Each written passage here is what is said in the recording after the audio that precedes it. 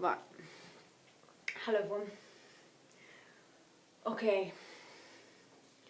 I've been quite busy printing and doing some stuff for the last few days, trying to sort out just all this information that's in my head. So yeah, I'm in my onesie. I'm going to try and make this video as quick as I can, but there's so much to get through, so basically I want to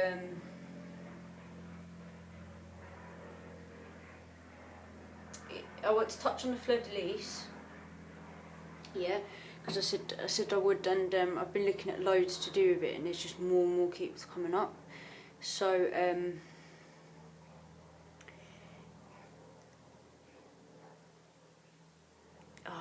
sorry guys, there's so much in my head. I'm trying to put it in a way out that everyone can kind of understand it, because there's so many different areas, and I'm worried that people might want to watch this and be like, oh, that doesn't fit, but I found all this through the links, and a lot of this actually links to my own experiences as well, like stuff I've seen and stuff that's happened to people that I know that link with where I live as well. So yeah, it's linking back to these. This is through the Epstein thing that set this off, because I saw a video the other day that was linked to Epstein's scientists. So it was by this woman called Amazing Polly, and it's called Jeffrey Epstein and Mad Scientists, and it was linking all to loads of his contacts that were getting deleted and stuff online, and a lot of them was to do with psychology, hypnosis, emotions, you know, just deep level stuff, and yeah, a lot of it goes obviously to the arts as well. So a lot of the people that he was funding, and obviously this is software for the gaming industry, which is emotional. So, you know, how do we create emotion? How am I creating emotion in that painting? How am I creating emotion? Because all that is colour, shape and form and energy. And then people feel emotion from that, and that tunes the DNA. So can you see what they're doing when it says Epstein launches radical emotional software for the gaming industry? Because as soon as you feel emotion, that's tuning the DNA. So if they can do that through the dimensions that they created there, you know, through IBM, I'm going to get IBM up on this as well, because I'm going to start connecting all the dots of everything that links to the arts and the emotions, because this all links in with MK Ultra and all these people as well. So that all links in to the military, and then the Fleur De Lis also links in with the military. And then this all links back to Kent, where I'm living now as well, because it links all back to Max Spears, the super soldier that disappeared, my friends that all died in Canterbury in the same area. Yeah, Kent's white horses that I was talking to you about. Yeah, linking with our Queen, and the Kent where I live now being the Garden of England, and it's all church land here. Okay, so I'm going to quickly start with just some stuff I found on the Fleur De Lis. And yeah, it's all starting to link now. So I'll just show you this article first. I've highlighted some bits because you know I like reading, but I can pick it out better with this one. So it's basically just give you a quick summary.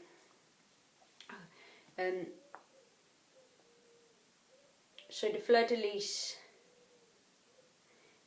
The facts when you see an ancient symbol, it's used today on obviously all the flags and the royalty, blah blah blah blah. I printed off some of that, I'll show you in a minute as well. But it also links back to the ancient civilizations. So we find stuff from Egypt and India as well.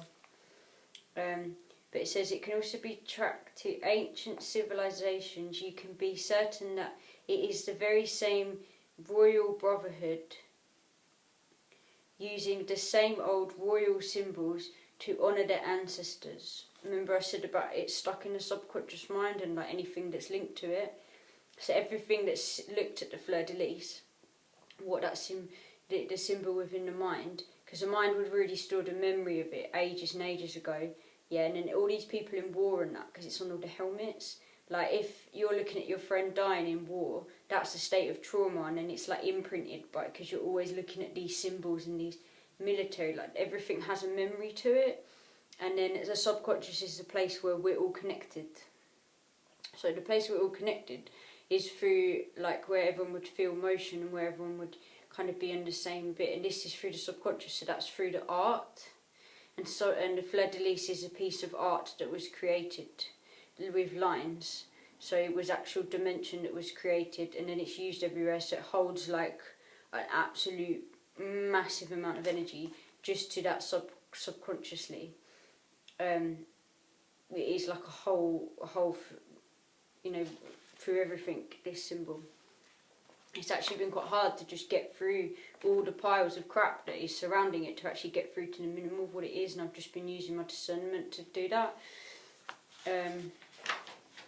So yeah, it says, this I found really interesting as well. So it says the Fleur De Lis, or the Fleur De Lis in French, means lily flower.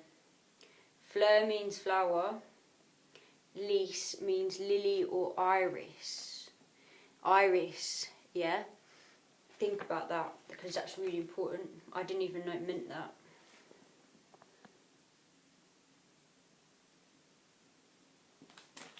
And there is the flower there that comes from that. However, let me state, when you see this symbol emblazoned on today or various flags and engraved royal crowns, the Fleur De Lis does not represent the lily flower, but the Trinity of Brotherhood. For it is an emblem of a bloodline of divine majesty and a symbol of a particular royal brotherhood that has originated long before the foundation of Rome. Or the founding royal houses of France, because it all links back to France. Again, it would link back to Notre Dame. I keep being shown to watch the Notre Dame film by Disney. I'm going to watch it at some point.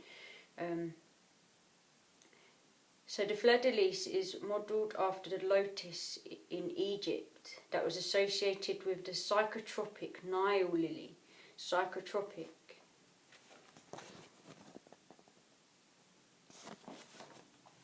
The Nile is where the same brotherhood had originated. Therefore, it was only fitting that they would choose an ancient Egyptian symbol for plant, meaning tree of life. So it means the tree of life. That was 3 sacred lotus lilies as their symbol. It is the Fleur De Lis that has now replaced the lily as a symbol of royalty to honour the 3 glorious lilies of Jesus, Mary and Joseph.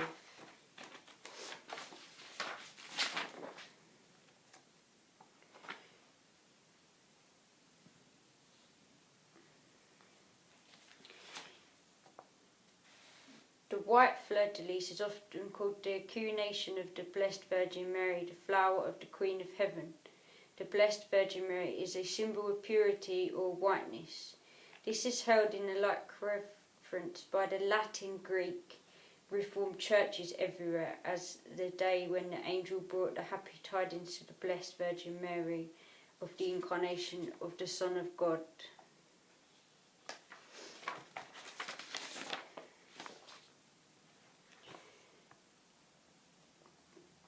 Okay, and then there was this bit I wanted to read out for some reason because it stuck with me. When Catholics recite the Hail Mary, which says, I'll just show you these bits here. Oh, my dogs. I just washed my hair, so my head's cold. It's been raining loads here today. Okay. This. Okay, when Catholics recite the Hail Mary, it says, Hail Mary, full of grace, the Lord is with thee. Blessed art thou amongst women, and blessed is the fruit of thy womb. Blessed is the fruit of thy womb. Jesus, Holy Mary, Mother of God, pray for us sinners now and at the hour of our death. Amen.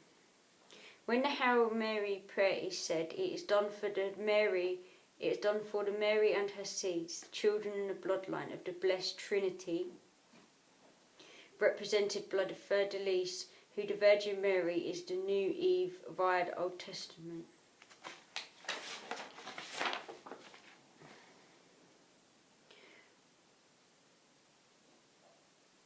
Holding a scepter, I don't know what that word says, sorry guys, is terminated in a Fleur De Lis, the Blessed Virgin Mary, the last pharaoh of Egypt. So it's talking about Cleopatra was the family of Femininity and had always appeared in public clothed in a robe sacred to Isis. And then it says here, this is the last bit I want to read on this. Their rule lasted for over 275 years from 300 BC. The time of Cleopatra in 30 BC when Rome united with Egypt.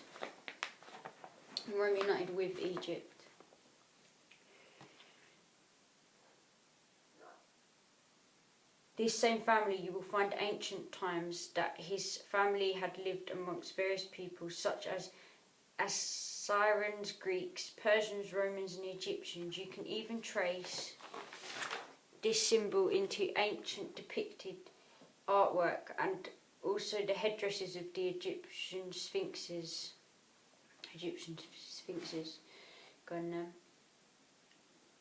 You will find this symbol throughout history as an ornament on the crown, scepters, thrones, seals, coins. But it is not only French kings, but also Greek, Roman, German, English, Spanish, Egyptian, Syrian, and Babylon kings. So that's just a brief summary of it. That most things say that, but that was a nice detailed one. And then I just found a bit more details. So I did find something that was a little bit disturbing on the Fleur De Lis. I found so much stuff. I was trying to print stuff, do stuff, and yeah.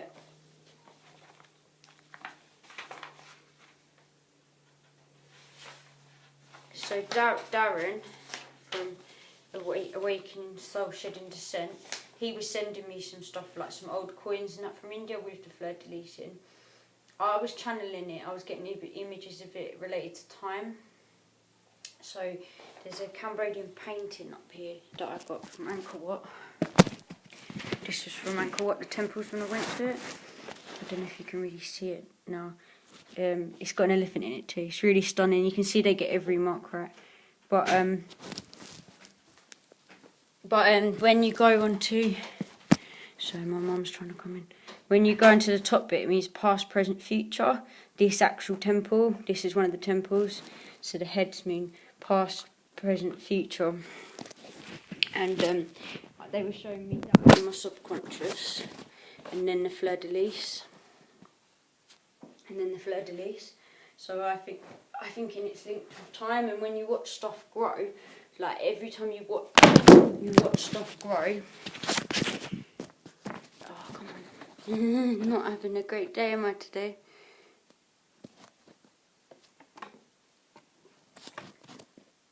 Yeah, when you actually watch stuff grow, like I'm doing my gardening at the moment, it always comes up to this.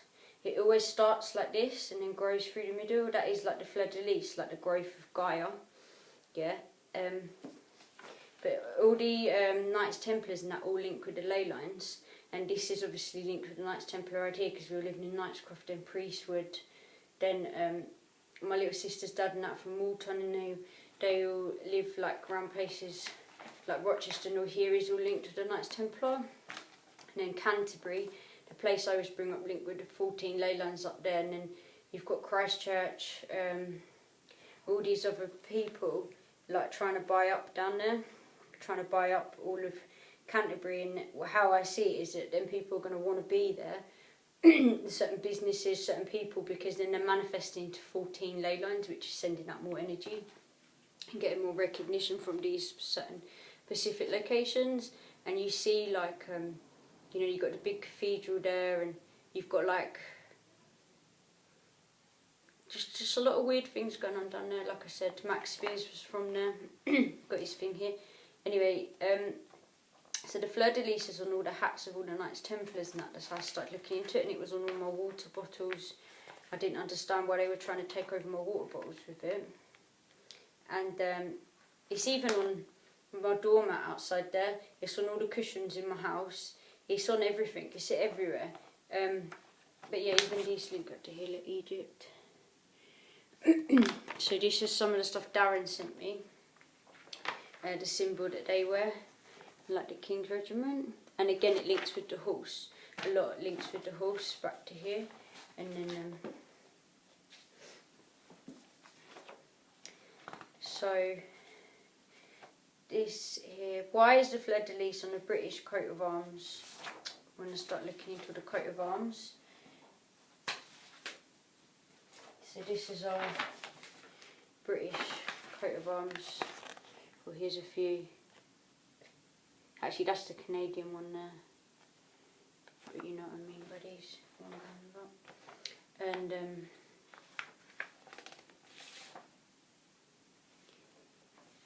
so what was I reading up? The Fleur De Lis represents purity and light, and it is the badge of France. It also featured on a coat of arms to show loyalty to the alliance between England and France.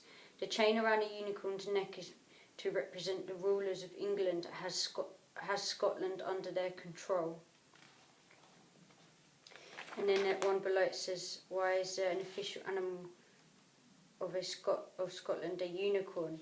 And it says the fictitious creature may seem an odd choice for a country's national animal, but perhaps not for a country famed for its love and long history of myth and legend. And the unicorn has a Scottish heraldic symbol for the 12th century when it was used on an early form of the Scottish coat of arms by William blah blah blah.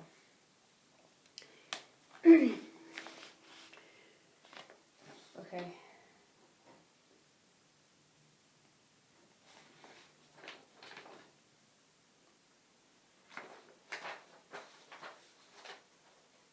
So you see the Canada one, so you see the symbol and keep coming up. And then I showed you in my other videos,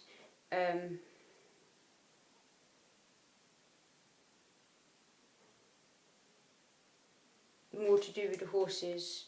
So this was Blue Water, the shopping mall around here that I was showing you last time. And then I showed, this is their mall guide basically. So the upper mall, lower mall.